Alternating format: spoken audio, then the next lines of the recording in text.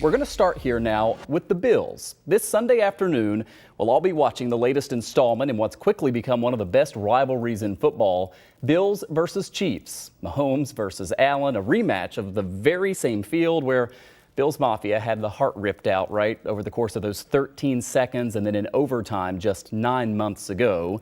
Certainly a lot of excitement.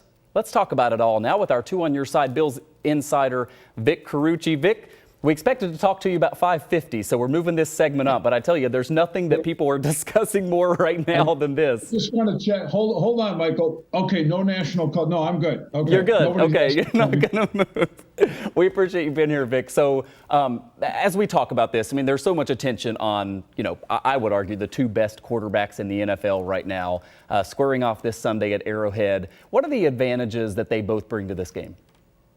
Yeah, I mean, that's the thing. We of course, have, I think, embedded in our minds, burned into our brains, and maybe not in the best way for a lot of Bills fans, what happened last January, that back and forth, that crazy game, that game that caused a rules change on the playoff situation as far as how overtime is going to be handled heretofore. But I think when you look at the respective teams, the advantage for the Bills, these two great quarterbacks are going to play their game and do their amazing things. But I see an advantage for Josh Allen because on the back end of Kansas City's defense, there is some vulnerability that he can take care of and that he can take advantage of. And from Patrick Mahomes' standpoint, yes, he'll do the magician thing he does, the no-look passes, all that great stuff. He's got Travis Kelce. But I expect that he'll have a harder time having success against Buffalo's defense.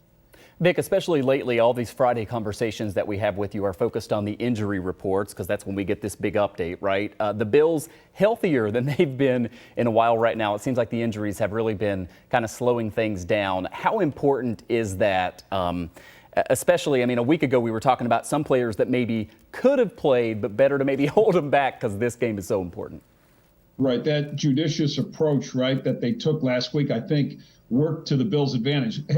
Last week's game kind of felt like a bye. I mean, it was so easy against Pittsburgh. And I'm not going to say Sean McDermott would ever admit as much, but they did pull back, I think, and keep some players out that extra week of healing to make sure they'd be available to face the Chiefs. Jordan Poyer in particular, you got Dawson Knox. I mean, you had guys on that injury list that were probably closer to being ready to play than not last week. Well, they get that extra week of healing, and you see this much shorter injury list, something we have not seen for a few weeks here. And six weeks into the season, this deep into the season, it's rare to see a team coming in as healthy and as healthy as you can be in pro football for a game as the Bills are now. Vic, there's been a lot of discussion about the importance of this head-to-head matchup in the regular season when it comes to playoff seeding, right? We've had to go to Kansas City to play in the playoffs, and we've discussed a lot about how difficult it is to play games there no matter what, especially when you're in the playoffs. I know still 11 games to play this season, but it seems like that's a big factor when you look at the ramifications on the line this weekend.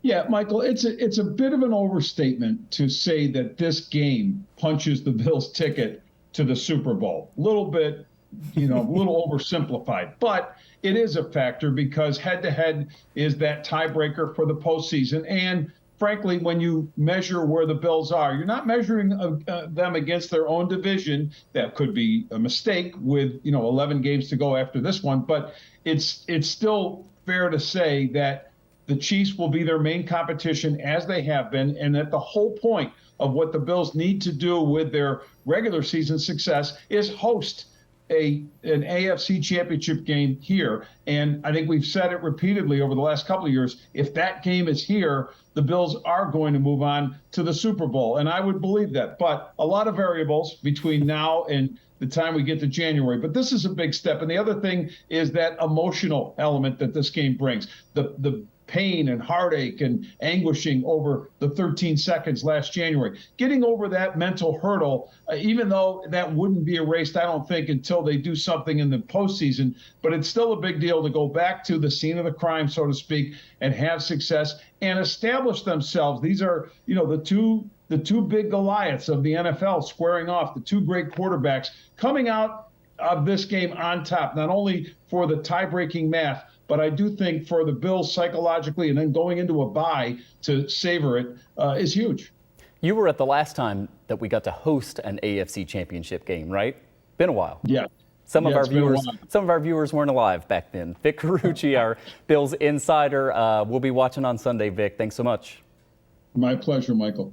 So, by the way, if you were watching what turned out to be a pretty terrible Thursday night football game last night, something caught our attention sort of involving Buffalo that we wanted to share with you. So the Bears and Packers tied for the most wins in NFL history, and the Packers have a chance to pull ahead with the win because Chicago lost last night.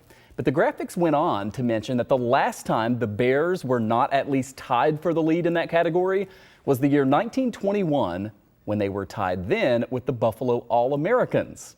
If you were curious, the All-Americans were founding members of the American Pro Football Association, which eventually became the NFL. They played at Canisius College and a baseball field at Summer and Richmond. The Decatur Staleys were founding members as well. They eventually became the Bears. Buffalo was neck and neck with them for the first 2 years before falling behind and eventually folding a few years after that.